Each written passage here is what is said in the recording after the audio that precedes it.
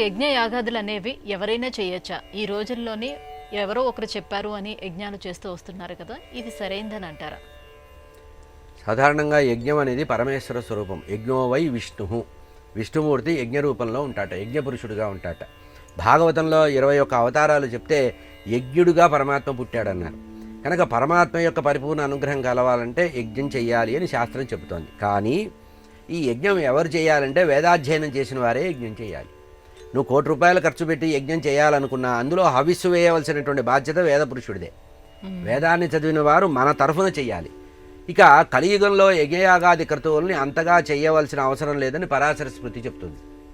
పరాశర స్మృతి ఏం చెప్పారంటే, కలియుగంలో భగవంతుడి యొక్క నామస్మరణ చేస్తే చాలరా నాయన, కలవు స్మరణాన్ ముక్తి.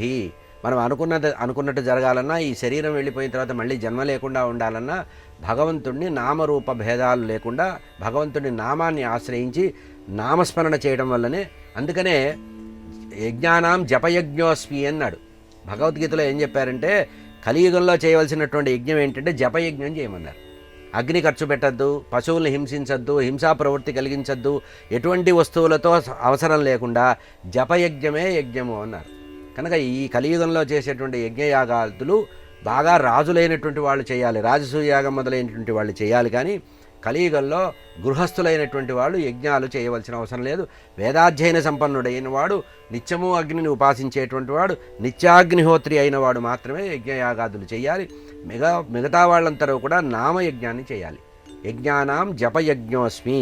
కలియుగంలో జీవులు ధరించాలంటే యజ్ఞము చేయవచ్చు, కానీ అది అగ్నితో కూడింది కాదు, నామయజ్ఞము, జపయజ్ఞము. భగవంతుడి యొక్క నామాన్ని జపించడమే యజ్ఞం. కనుక యజ్ఞము చెయ్యవచ్చు, కానీ అది నామరూపమైనటువంటి నామయజ్ఞమే చెయ్యాలి. ఇక భగవంతుడిని ఆరాధించాలంటే నామము కంటే కలియుగంలో ఏమీ లేదు.